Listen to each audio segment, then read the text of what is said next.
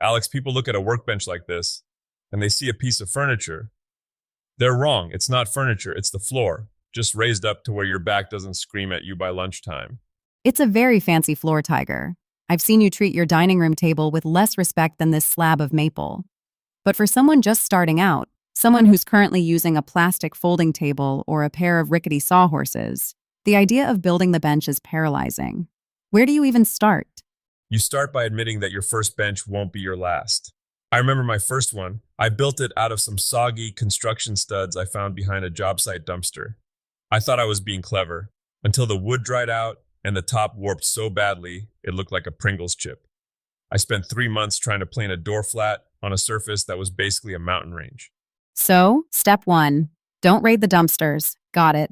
But seriously, the design decisions are what kill people. Mark Dunning says size is the first hurdle. He went with 2 meters, about 6.5 feet. Is bigger always better, or is that just shop machismo? It's tempting to build a deck in your garage and call it a bench, but you have to be honest about your zip code. If you're working in a spare bedroom, a 6-foot bench is a barricade, not a tool. Paul Sellers always talks about the creative workspace. You build to fit the room you have, not the room you wish you had. But if you've got the floor space, go big. A long bench lets you park a project at one end and still have room to sharpen a chisel at the other without moving a mountain of clutter. Okay, so size is dictated by the room. What about height? I've seen the rule of thumb where you stand with your arms at your sides and the bench should hit your wrist. Paul Sellers says he likes 38 inches, but his buddy who's 6'4" wants 40. That's a tiny margin for a huge difference in comfort.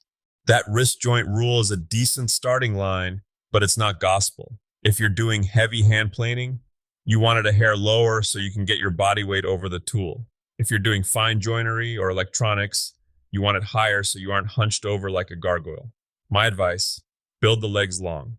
It's a whole lot easier to saw 2 inches off the bottom of a leg than it is to grow them back once you realize you're getting a permanent crick in your neck. The gargoyle method of woodworking. I'll pass. Let's talk materials.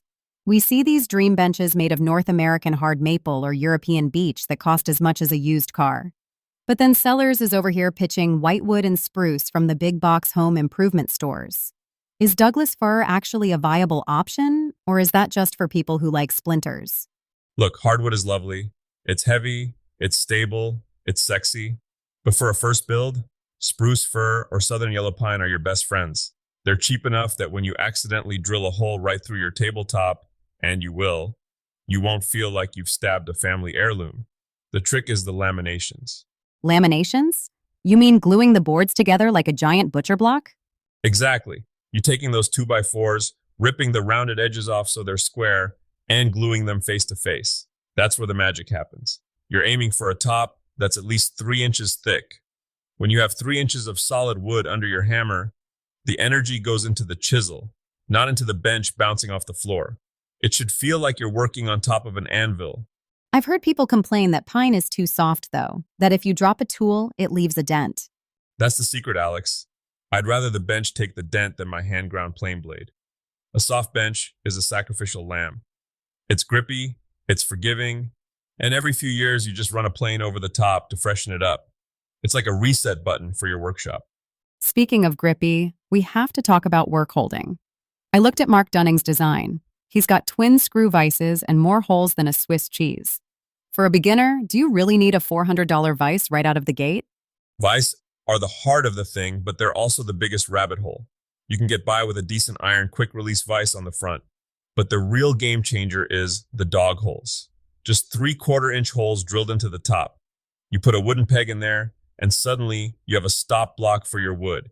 It's the cheapest, most effective upgrade you'll ever make. What about the base? I've seen benches that look beautiful on top, but the legs look like they're doing a dance whenever someone starts sawing.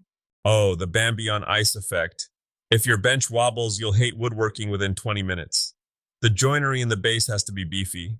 I like a deep mortise and tenon. You want those legs to feel like they're rooted in the foundation of the house.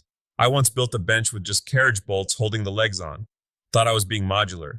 Every time I used a handsaw, the whole thing would migrate 3 inches to the left. By the time I finished a birdhouse, the bench was in the driveway. So, heavy, thick, and rooted. If we're wrapping this up for the person standing in the lumber aisle right now, Looking at a stack of spruce and feeling intimidated, what's the one pivot point, the one decision that makes it a real bench? It's the weight. Forget the fancy hardware, forget the expensive wood species. If you make it heavy enough to stay still and thick enough to take a beating, you've won. Everything else, the vices, the drawers, the dog holes, that can evolve. Your workbench is a living thing. It should grow with your skills. Don't wait until you're a master to build the master's bench. Build the bench that makes you a master. I like that, a foundation you can actually build your life on. Exactly. Now, pass me that mallet. I think I see a spot on this fancy floor that needs a bit more character.